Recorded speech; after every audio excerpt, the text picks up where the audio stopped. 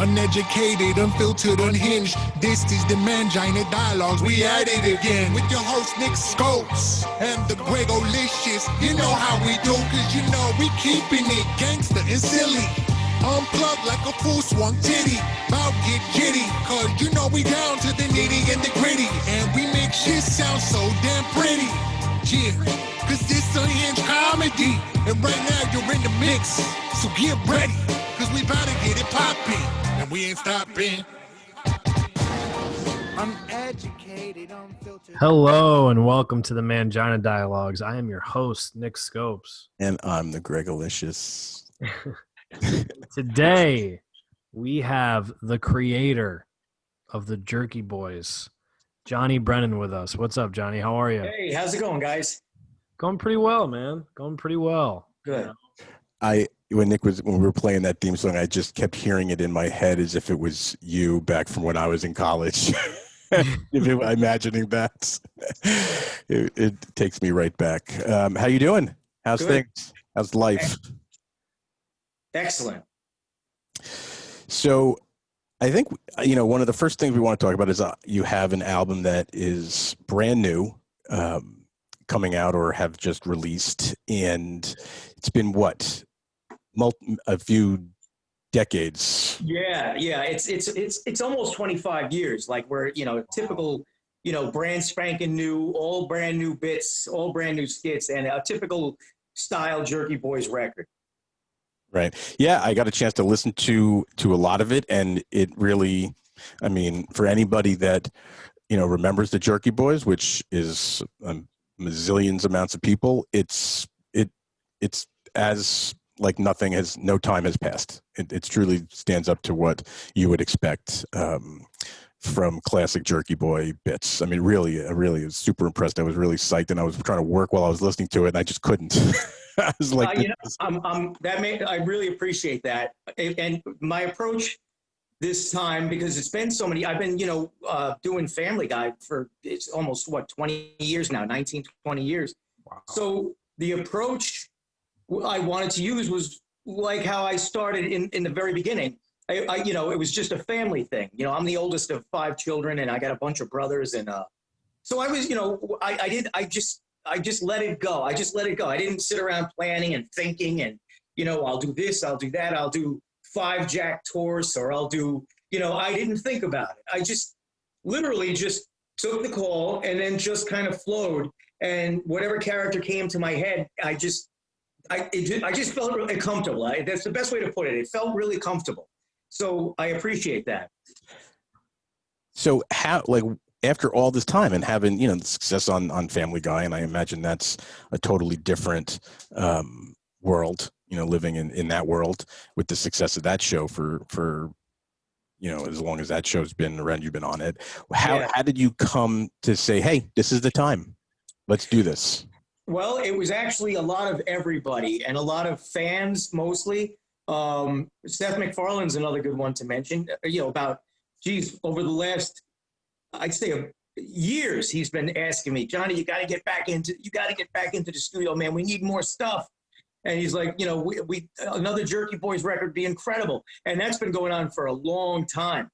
But it, a lot of celebrities, when it would come up in a topic, but mostly the fans. The fans were, and especially now, these last couple of years, the fans are like, Johnny, man, we could really use it right about now, and the world could use a brand new Jerky Boys record. And I announced it at on my birthday at Kingsland in Brooklyn. I just started doing these live shows. And then the COVID hit. So, but that was my first, foray into doing live performances, because I don't do stand-up. Right. I remember you guys saying the same thing. I don't do stand-up comedy. But what I do is I have a million stories to tell. And the stories are amazing stories when the fans get to hear them. And the fans like a lot of backstory. Right. So they have so many questions that they want answered. So that's it. And that's basically coming around and saying to myself, you know what? It's and Comedy Dynamics is a wonderful record label, and I just I said, yeah, man, let's just do it. So it took some time, and like I said, I took some time doing it. I didn't rush through it, and so I'm glad. I'm really glad you guys like it. Yeah, if any, I mean, now's the time. People need some laughter, something funny, and the live shows we all know are limited, and right. It's something good. It's a pain in the ass because it was my first go at it, and it was extremely successful. The shows were very interactive, where I'm on stage and there's a moderator, and the people have, like I said, a million questions, and we play some classic bits, and then when the bit is over, we burn through an hour and a half in like that. So it's just the time flies because, like I said, everybody remembers the classic bits, and so we'll play a classic bit. The people know every single word. When I look out at the crowd, what's nice about doing the smaller crowds is it's very intimate. Yeah. If I do 200, 300 people, I can literally look at everybody during the show.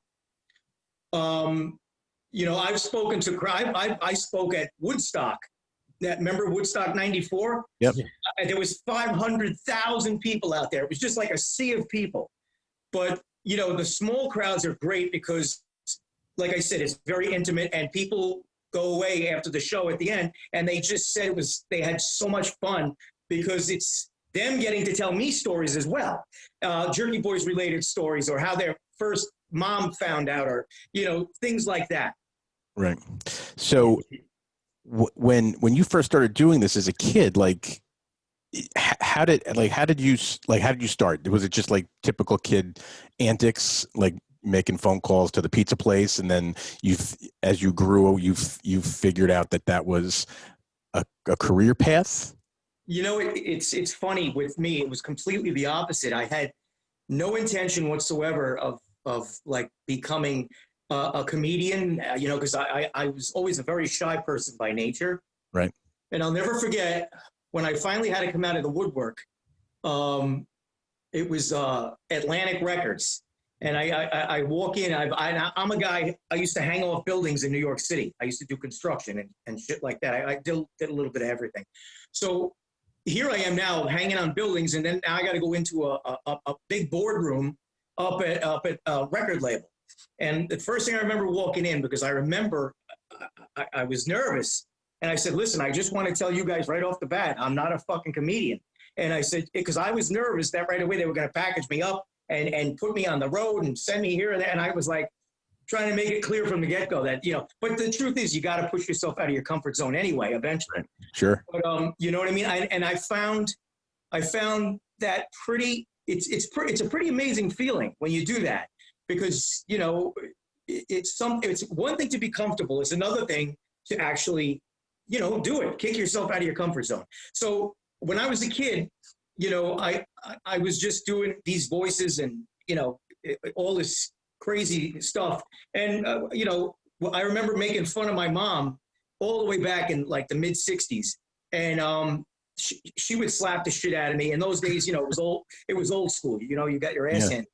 But sure. That's how I did it. I started doing the voices very young and just keep coming up. And I had reel-to-reels back in the early 70s, the big reel-to-reels my dad had got me. And I just kept at it, but for making my family laugh. Right. And the rest is history. The tapes got out. And, then people started making, the New York Times said it was the largest bootleg in history. And when those tapes started getting out and out and out, you're talking now millions and millions of people from East Coast to West Coast, up and down, Canada, the UK, anywhere you can think of. So It was just very interesting. And again, I believe very, very clearly it's that the characters were so special because they're real. Yeah. The characters I do are all based on people I've known or growing up, so they're real. So that, I believe, is why people really love them. And they've been, to this day, so successful. Right. For sure. I mean, I was telling Greg previously, I'm a lot younger than Greg. I don't know if you could tell, but when your albums were coming out, I was really young. But later on, like I could vividly remember I had to be like 11 years old, and my buddy got a Jerky Boys CD from his dad, and he like came over. It was like he like stole it from his dad, and he's like, "Dude, we gotta listen." It was like, it was like the sneakiest, scariest thing we could do at that age, and we were like just like huddled around listening to it. Yeah. So when I heard you were coming on today, I was like, "Oh, that's pretty cool, man." I was doing well, it felt illegal. It wasn't actually illegal, but illegal stuff when I was 11. But yeah, dude, it's been I rewatched some of the bits today too, and the what do you call it? The Jewish guy, Saul Rosenberg. Saul Rosenberg, yeah. Holy shit, dude. Yeah. I forgot about him. Yeah, and it's great because like I got some good Sauls. Saul is always but that's what I mean when I say people love the characters, because they can't get enough of just that Saul voice, or and I always tell people, Saul, I've been saying this over the years, in all over the place. Saul is my mom. Whenever I do the character Saul Rosenberg, that's me imitating my mom, and you can see I make it a little more cartoony, right. But it's my mom to the T. One time, I'll never forget one time, I think it was Maxim magazine, and they were doing a feature story on me, and I said, "Listen, you come back next time. I'll have my mom here. If you want to ask her some questions, I think that'll be kind of funny." Right. So I bring my mom, and he comes up for another meeting for the feature story, and I introduce him to my mom, and she's like, "Hi, how are you?" And just like, "Did you have a nice trip up?" And he goes like this. And he starts laughing in my mom's face. And he's hysterical laughing. And he goes, I'm so sorry. And my mom's like, because, she got it all the time. And she was funny as hell. She was so proud of the whole Jerky Boys. My mom actually designed the back cover for Jerky Boys 3. Wow. Yeah, and she coined the phrase, the Jerky Boys. She came up with the name. Really? That's what was my question. I want to know how you got to that name. And it sounds okay. I'll never forget. I was on the phone at my mom's house. My mom was doing the dishes, and she's listening to my conversation because we were only a few feet apart. And I was on the phone with the record label, and we're thinking, what are we gonna call this fucking thing for an official release? And we're just shooting back and forth. And I said, well, the word on the street it was called the Auto Mechanic tapes. It was called Frank Rizzo tapes. It had a bunch of different names that were on the street. And then my mom is washing the dishes, and she doesn't even miss a beat. She says, "Why don't you just call it the fucking Jerky Boys?" And I swear to God, myself and the guys on the phone, they're like, "Holy shit, that's it. That's it, Jerky Boys." And she goes, you've been, ever since you're a kid, you've been running around doing all these jerky little fucking characters. Just call it the fucking Jerky Boys. And as soon as she said that, it was like magic. Everybody was like, "That's it." And so that's the Jerky Boys. That was that was it. That's it. It just took off right after that. And that's the first album. And if you ever see, we joke about it to this day. On the first album, I put the album cover together, and Sean Taggart did the artwork. He drew Frank Rizzo with a wrench in his hand. And what is it, like 35 years or so later, even more or less. And I said to Sean, I asked him if he would do the new cover, the new album cover. And Sean is like, "You kidding me, Johnny?" He says, "I'll always be there for you, man." And he's been doing my artwork ever since. I sent him a couple of pictures of a ratchet, like I found on the internet. Right. And I said, "Sean, now listen, it's going to be Frank again, but this, instead of a wrench," because for 40 years, people have asked me, "How come you say I'll wrap your fucking head in with a ratchet?" And he's sitting on the cover of Jerky Boys 1 with a wrench. Right. So I said, and that's why when you look at the new cover, it's great. You see he's clearly holding a ratchet. And it's all these years later. Right. And I think Sean did a fantastic job on the cover. It's just, the whole thing just came together very, very nice. Yeah, I was kind of curious as to how you guys came up, or, you came up with the concepts for all the art on the covers, because, I mean, they are obviously very intense art on the covers of the albums and everything. And Right. was that like, how did that come to be? Or did you just say to him, say, hey, design me an album cover, and that's what he came up with first, and then you just ran with it for all these years? Concepts. We go back and forth with the concept, sometimes for months or even longer than that. Right. So this particular concept, we had a few different ideas, and then I got a brainstorm to be. I just want it to be uplifting, Right. and be, just have it very positive, like, just do it. And I thought about Elon Musk, and I've been thinking about, the different space programs, and, just positive, like a good vibe, just a really good vibe. So then I said, Sean, I got an idea the other day, and I was inspired. Let's do something about in space. And like I said, you could see the Earth, and you could see the universe, and I said, and there was a bunch of different things. I had Saul Rosenberg was actually piloting a vessel, and Frank Rizzo. Then I thought to myself, Frank Rizzo's out there spacewalking. But Then I thought to myself, let's stick with the theme from all the way back, Jerky Boys 1. It's just Frank Rizzo.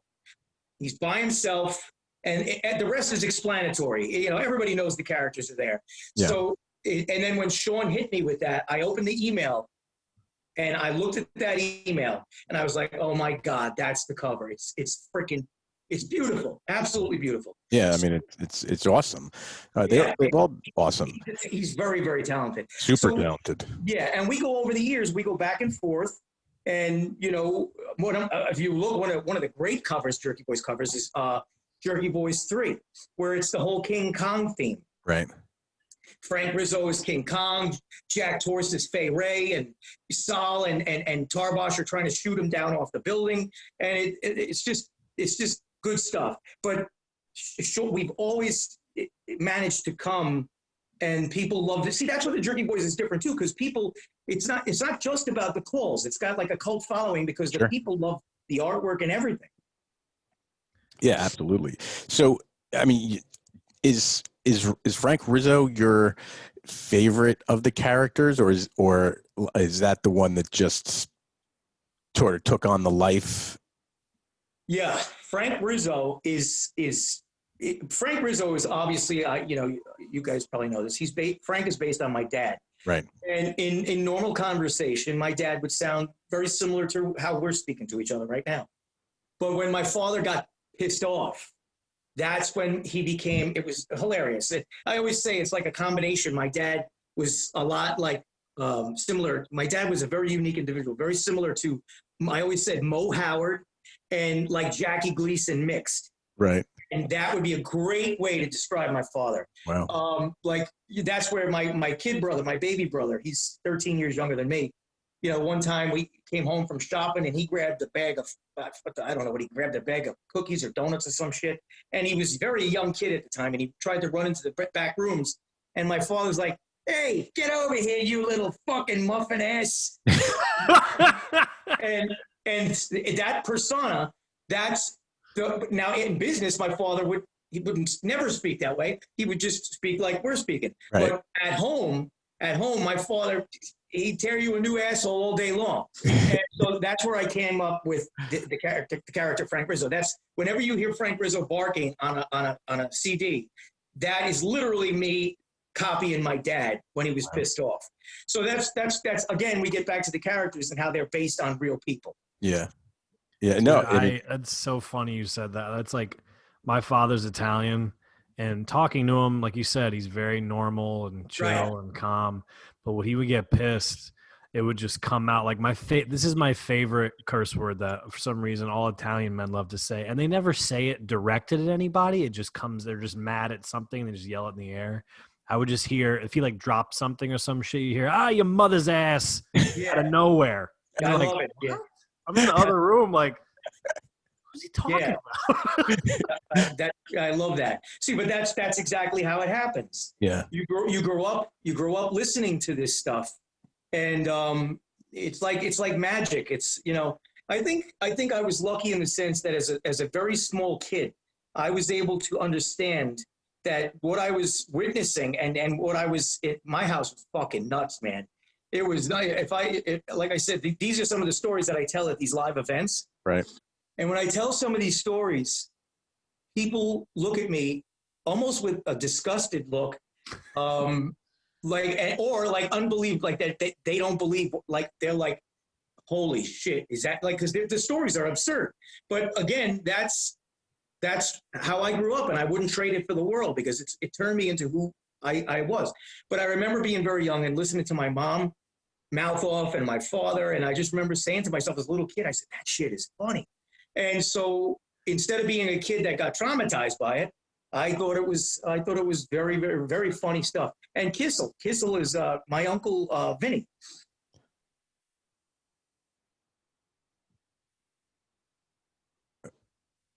We lost your sound. Hold on, Johnny. There you go. Can you hear me now? Yeah. Gotcha. Yeah, somebody just tried calling in. But he wasn't a blood uncle, but he lived with us all the time. So on weekends or, vacations, he was always with us. And, he was an amazing character and as well. And that's how Kissel came into play. So it's like I said, it's always about the characters, man. People they go nuts for them. So now, you said that how many kids did you grow up? It was 5 kids? Yeah, myself and I have 3 other brothers and I have 1 sister. Oh my God. See, I'm an only child, and one of my close buddies from home, he's the oldest. He's like 31, and then he has triplet brothers that are 25 and then a 20-year-old sister. So like in that house, I've just been there for holidays and things, and I'm like, this is wild. Like Right. I can't imagine what it was like. It is wild. And my brother closest to me is 7 years younger than me. And then he has a brother, and I have another brother it's Irish twins. He's just a little younger than my brother Joe, who's 7 years. So they're both like 6 years behind me. And then my baby brother is like 13 years behind me. But I used to torture them. Yeah, I mean, I used to fucking torture them as little kids. We would do shit that if adults would come in the house and see what we got going on, they'd be like, what the fuck are you guys doing? We'd wreck the place. And but it was always like crazy American kind of like mischievous fun, just doing crazy fucked up shit. I love that. Yeah, it sounds like a hell of a house to want to have some fun in growing up in. Oh, yeah. I want to ask you about, I want to talk to you about Cameo for a minute, but let's talk about the Howard Stern show for a sec. Right. So you've been on the Howard Stern show how many times? I think I did Howard's show 2 or 3 times, something along those lines. Right, and that was back in the mid to early. Yeah, that was back in Howard. Howard. Like I have to say, Howard got a hold of the bootleg somewhere in the mid '80s or early '80s or something like that. And Howard was the one that was just cranking it. Right. You know what I'm saying? He was cranking the bootleg, and Howard actually put it out there. He says, "Listen, if anybody knows who this Frank Rizzo guy is," he said, you got to call the studio. I need to know. He said, "This is the funniest thing I have ever heard in my life." Yeah. He goes, "Please call in if you know who this is." And that's when I started to say, I got to come out of the woodwork, because people were trying to take credit. They were trying to say, "Oh, that's me, that's me." And I couldn't. That's when I had to come out and say, "Listen, I gotta let the people know." And if you know the Jerky Boys and you know the bootleg, there's stuff in there that if people tried to take credit, they would never be able to do it for long, because first of all, the voice is more, you can do a voice print is more accurate than a fingerprint. Yeah. And second of all, the things that are included in my bootlegs are like Brett Weir, for example. Brett Weir is a family member. Brett Weir, my sister married into the Weir family. Right. And all the other little nuances are directly related to my family. And as soon as I walked into the record, I'll never forget it. I walked into it. I was Atlantic, and I as soon as I started talking, they said, "Holy shit, that's him. That's Johnny." So it was a long time ago. Right. So what do you think? I mean, do you listen to the show now, the Howard Stern show, at all? No, I don't have Sirius. Right. I don't have Sirius. So my car, I think, came with it, and it runs out and stuff like that. I haven't heard Howard in quite some time. Well, I was just curious, but I'm sure you know that they have people that have been on the show and are on it now for like 10 plus years, that almost their sole job is to do funny phone calls, right?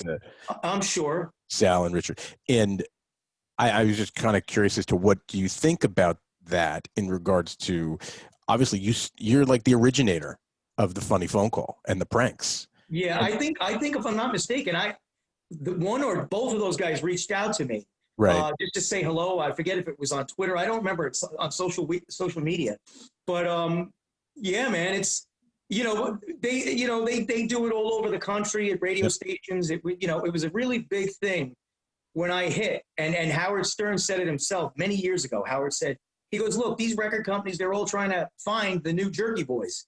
And Howard said, it ain't going to happen.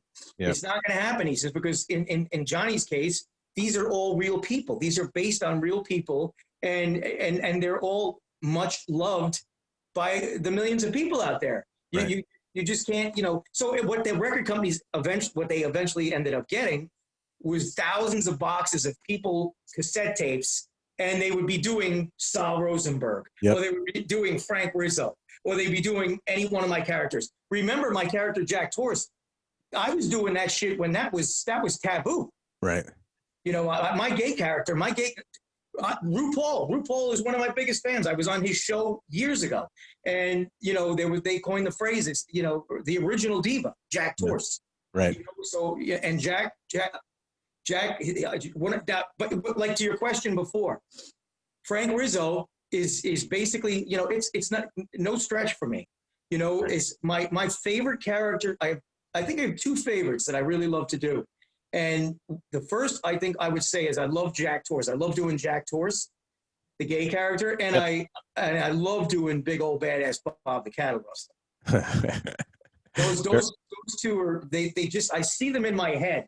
Right. So when I'm doing big old badass Bob the cattle rustler, I see him, and that's why when something is said, like for example with that skit where the guy calls me for lawn equipment. Right. I put out an ad that I had some lawn equipment. And he says that he wants the tractor, and he says, and I'm telling him, I said, what do you want? Something to ride on or something you push? and he says, I don't want I can't do his accent, but he said, I want something to ride on.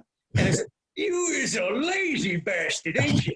So when and I said to him, what do you want? A TV on the goddamn thing too, and his reaction to me is priceless. But see, Bob, you could just see Bob, and he's just this, big old obnoxious truck driver. Yep. And it's funny because the people say Frank and Bob, they can be a little tough around the edges, but man, there's something lovable about those guys. So it is kind of funny. Right. I love that. So go ahead, Nick. Go ahead, Greg. Go ahead. No, I was just going to ask you about the cameos that you mentioned you're doing. Tell us about that and how that works and where people can find that. Yeah, that's it's actually a really cool thing, because Cameo approached me and said, Johnny, this would be perfect for you, because again, it's character driven. Yep. So you got to see some of the requests I get. It's amazing.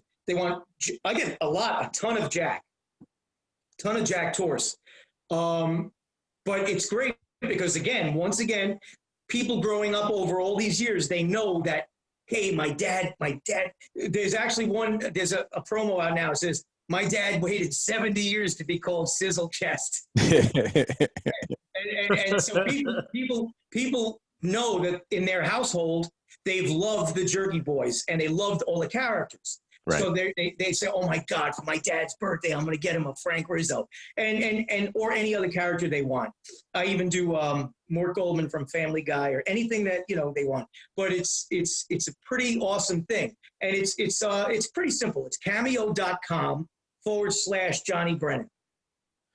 Right, and that so people don't know, what people who may not know what Cameo is, it's a platform where you can go on and find a bazillion different celebrities and people you recognize, musicians, actors, comedians, and you ask them to do something for you, and they provide you a video. Obviously you pay for it, And it can be a birthday greeting, it could be an anniversary, it could be calling your friend an asshole, it can be anything. Right. And they get the video from you, and and it's a pretty wild platform to think that nowadays you can go directly to the source to get whatever you want done. And it's relatively reasonable, I'm sure, for people. Yeah, it's actually pretty cool. You're right.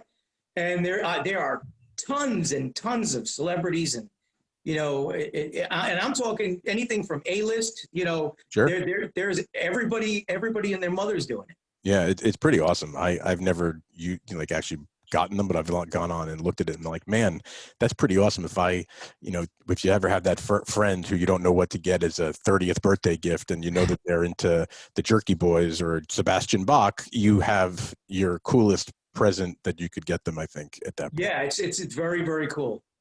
There's a couple celebrities on there that really surprised me. I can't remember off the top of my head, but I was like, holy shit. This is like, what time are we living in right now? Like, this is so strange. Do you think? Yeah, but it's cool though, because like you say, they're able to have something that is really very special from a person that they have loved, and kind of really dig, so it's kind of cool. Yeah, and it puts the person on the end, like yourself, directly in touch with people who are fans willing to buy your stuff. Well, you got to see my cameos. They're very, very personal. Right. And I include the people in, and I say, there's one that I said, yeah, I forget, but I do a lot of them where I said, hey, so-and-so, why don't you grab Ryan? We'll fucking tie him to the back of the bike. And I said, and so you and me will pedal the shit out of that fucker. And just making yourself, I include them into a funny story. Yeah. I literally make it up as I go. I don't have a clue what the fuck I'm going to say, but I make up the shit as I go and include them into it. And they really love it. Right. I was going to ask if if you wrote out any of the bits prior, or it's just like it's all just seat of your pants. You're just going. Yeah, man, that's the way it's been since the beginning. So I kind of don't mess with that. Right. Makes sense. Yeah, I let it. That's why when you hear the skits, they're very absurd. Like a lot of times I'll say a word that doesn't even exist. And I've been doing that for decades, since the very beginning. And so, yeah, that's the way to go, Now, obviously, some are inside jobs. I'm sure you guys know that. Yeah, of course. So, for example, the Hucklebuck, that was an inside job. Juggy Gales was a tremendous producer in the music business. So I had a way to get to Juggy Gales. Somebody gave me a phone number from the record company. And obviously they didn't know they were going to be pranked. And I had to get clearances, to use those pranks. But Juggy Gales turns out to be one of the all-time, absolute. I talk about Frank Sinatra, and he stole $200,000 from me, and just there's so much going on in Juggy Gales. And the classic Sal's Nude Beach, stepping on piss clams, walking on the beach. Yeah. That was an inside job. That's why if you listen very carefully, this is a secret. I don't think I've ever said this, but if you listen carefully, I have a T-shirt, Jerky Boys T-shirt, and it's spelled J-I-M-B, Jimb. So there's a B there. And I must have tried for an hour to get his last name out off that skit, and couldn't get it off. So I just left the B. So his name is Jimb. And over all the years, people ask me, and it's funny. So, but that was an inside job as well. I was supposed to get this guy Jim, right? But instead, his mother answered the phone, and he wasn't home. And the rest is history. That's awesome. So, I think before we go, I'm just the last thing I want to ask on. Nick may have something else too. Is then you had all that success and a movie. Right. Did you ever think that as you were doing this would turn into a feature film? Well, you know what? I just took everything step by step. What happened was it sold gold and platinum so fast. Double platinum, just kept going crazy. And when that happens, it's a force to be reckoned with. Sure. So Tony Danza and Amelia, it was Tony Danza actually was the one that stepped up and flew me out to Los Angeles. by the end of that day, all the major players out there, they knew the Jerky Boys were in town, and everyone wanted to have a movie deal. Right. So at the end of the day, I stuck with Disney, and because Tony Danza wasn't able to sell it to Sony, they didn't know how to do it. They didn't know what to do with it. Right. So I just figured, you know what, Disney, I'm going to just stick with Disney, and it was Emilio Estevez, and it was off to the races from there. So here at 1 minute I'm hanging off buildings in New York City, doing waterproofing and construction. And the next minute, I'm starring in my own motion picture for Disney Pictures. Yeah, it's wild. Isn't that's a very cool story. Yeah, it sure is. It really, and I mean, I remember that, and I was like, this is unbelievable, because it was at the time when sort of, at least to me, comedy was like kind of taking over. There was like this moment where music, went from the 80s in this massive TV explosion with, the hair bands and the pop music and the videos, to then a kind of a lull in the early mid 90s, even though, grunge had then sort of wiped out all that 80s music. But comedy took on like the world of like rock and roll, right? You had Dice, you had the Jerky Boys. It was like this phenomenon of comedy sort of taking over that spotlight of what music kind of brought in from the 80s. Yeah, I definitely would have to say so. And yeah, the Jerky Boys is, it was all really good stuff. Yeah. Back then, Dice, and all the stuff that was hitting pretty heavy. And, when the Jerky Boys hit the scene, people loved it because it was different. Yep. It wasn't the same as like you had these great comedians like Dice and, Richard Pryor and, Eddie Murphy, all these tremendous comedians. Right. Sam Kinison around the time. Yeah. But this was a breath of fresh air. And I remember Eddie Murphy, his brother was in my movie as an extra. Right. And said the same thing. He said, Eddie praised for the whole Frank Rizzo thing. He says, before this came along, he said, all you had was a guy standing on a stage in front of a red brick wall telling jokes. Yep. And he said, this is like a breath of fresh air. And plus it's almost like a little movie. Yeah. Because you have the characters, you have another character, a victim on the other end, and then you have this little movie that plays out. Yep. So it's very, very different. Yeah. Well, I loved every minute of it. I think people who are going to listen to this new record in a few weeks, or it depends on when they listen to this, are really going to be turned on to something that they're going to love for sure. I really appreciate that. It means a lot coming from you guys because, like I said, I just let it flow. I didn't try to force this character or that character. I just let it flow, and I'm really glad that it came across that way to you. Yeah, I'm excited for you, man. Thank you. Yeah, I can't wait, man. Johnny, thank you for your time today, man. It was really cool getting to meet you. I was texting my childhood buddy today and be like, I'm interviewing the guy who's created the Jerky Boys. Like, remember that album you stole from your dad? He was like, no way. That's great. So, You Johnny, gotta tell him I said hello. I will. I might make you do a cameo for him. We'll to go on Cameo. Yeah, that's great, man. That's great. Johnny, hang out for 1 second after I end this. Okay. All right, hang on.